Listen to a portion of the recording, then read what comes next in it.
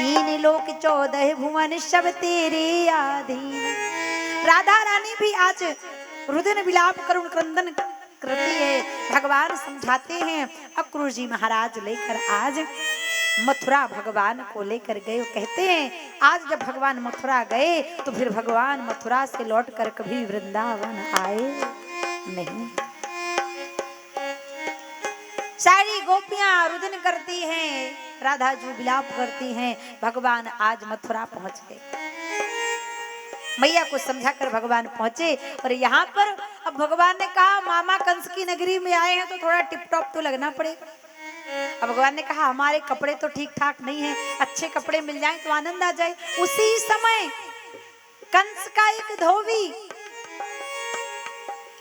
कंस के कपड़ों को धुलकर आयरन करके प्रेस करके ले जा रहा था। भगवान ने कहा ओ मामा जी अगर इन कपड़ों को आप हमें दे दो तो ज्यादा अच्छा है, पहन ले। अब धोबी तो भगवान से तर्रा कर कहने लगा अरे ग्वाले, 2 टके के ग्वाले, 2 कौड़ी के ग्वाले, गौएं चराने वाले, माखन चुराने वाले, गबार ग्वाले, तुझे शर्म नहीं आती? तू महाराजाधिराज कंस के वस्त्रों को मांग रहा है, तेरी औकात नहीं इन वस्त्रों को पहनने की। अब भगवान कुछ नहीं बोले। भगवान ने मुटका बनाई और जैसे ही जोर से उस धोबी के सर पर लगाई उसके मुख से रक्त रंजित रक्त निकल गया। वो तत्काल उसका परम धाम को निराकरण होते हुए उसका वध भगवान ने कर दिया। बोलिए भक्तवत्सल भगवान की। अब ये धोबी है कौन? ये वही धोबी है त्रेता का। कौन? जिसने गर्भवती माता जानकी को भगवान श्री राम और जानकी को अपलक्षण लगाते हुए अपनी पत्नी का इशारा देते हुए कहा था अपनी पत्नी से कि तू देश विदेश घूम कर आई, मैं वो रामचंद्र नहीं कि लंका में रही जानकी को वापस सानिध्य में रख लिया, मैं नहीं रखूंगा। तब भगवान को बड़ी ग्लानि हुई और मर्यादा का पालन करते हुए राम जी ने गर्भवती माता जानकी को ऐसी जगह छोड़ा जहां पर 7 रास्ते निकले। माता जानकी को पता नहीं मैं किस रास्ते पर जाऊं। आज उसी धोबी का प्राणांत भगवान कृष्ण रूप में करते हैं। बोलिए भक्तवत्सल भगवान की। अब कंस के कपड़े भगवान ने पहन लिए। कंस खट्टा खट्टा, भगवान पतरे दूबरे। अब भगवान ने जब कंस के कपड़े पहने तो भगवान कैसे लगने लगे?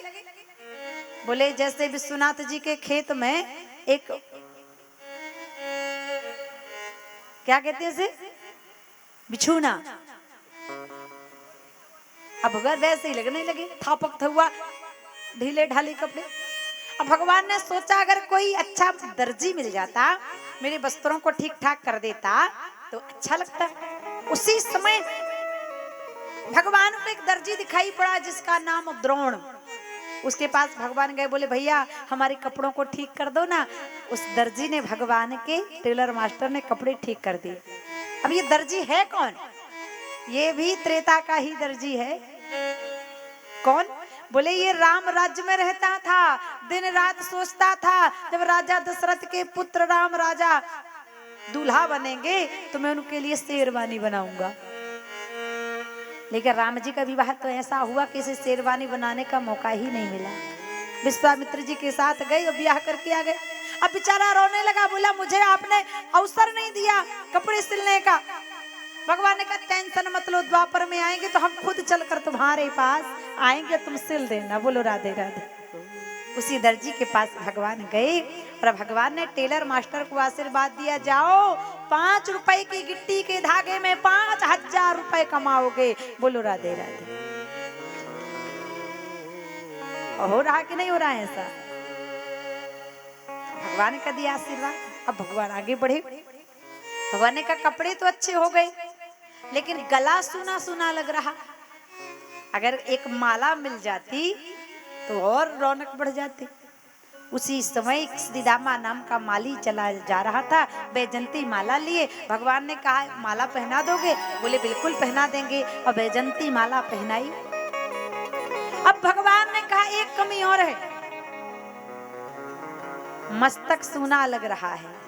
इसमें अगर चंदन मिल जाता तो आनंद ही आ जाता। उसी समय तीन जगह से टेढ़ी, कौन? कुब्जा चंदन में हाथ का कटोरा लिए थापक थुआ चली जाती। अब भगवान ने जब उसको देखा तो भगवान ने उसे कैसे बुलाया, अरे परम सुंदरी कहाँ चली जा रही है। अब कुब्जा ने मुड़कर देखा, कहने लगी बहुत बढ़िया, अच्छा मजाक करते हो आप। अरे मैं 3 जगह से टेढ़ी, आपको सुंदर कहाँ से दिखाई दे रही। कुब्जा से भगवान ने कहा, रूप सुंदर, चलन भी सुंदर है, देह काया बदन भी सुंदर है, पर सार्थक है उसी की सुंदरता जिसका अंतःकरण भी सुंदर है। हे कुब्जा, मुझे तन से कुछ लेना देना नहीं, मुझे तो तेरा मन चाहिए। तो सुन, तू बड़ी परम सुंदरी है, ये हाथ में जो चंदन लिए हो ये हमें लगा दोगी? बोली महाराज बिल्कुल लगा दूंगी, मेरा काम है महाराज कंस को चंदन लगाने का। आप कहते हो तो आपको लगा दूंगी। और भगवान को जैसे ही कुब्जा ने चंदन लगाया, भगवान ने तत्काल अपने पैर के अंगूठे से कुब्जा के पैर के अंगूठे को कस के पकड़ा और दोनों हाथों को कुब्जा की ठोड़ी पर लगाया और जोर का झटका जैसी जोरों से लगाया तो कुब्जा 16 वर्ष की परम सुंदरी बन गई। बोलो कृष्ण कन्हैया लाल की। अब भगवान पूर्ण हो गए। अब भगवान जब पहुंचे धनुष यज्ञशाला में तो भगवान को मारने का बड़ा सुंदर प्रबंध कर रखा था कंस।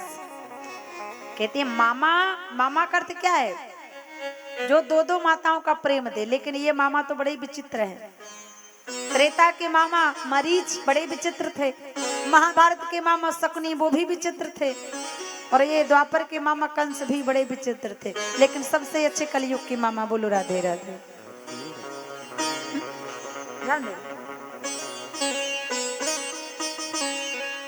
आज भगवान को मारने का बड़ा उत्तम प्रबंध कंस ने रखा। एक कुबलिया पीढ़ नाम का हाथी खड़ा रखा जिसके अंदर 10,000 हाथियों का बल, और उसको शराब पिला कर रखा है।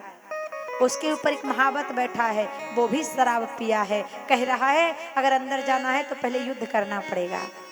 और भगवान ने खेल ही खेल में उस कुबलिया पीढ़ नामक हाथी के दांत तोड़ दिए और उसी दांत से कृष्ण बलदाऊ ने मिलकर महावत सहित उसका वध कर दिया। बोलिए द्वारकाधीश भगवान की। भगवान अंदर गए।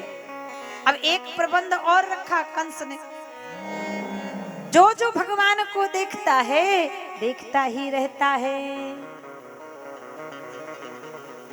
अब मुष्टक और चाड़ूर से युद्ध करवाता है कंस।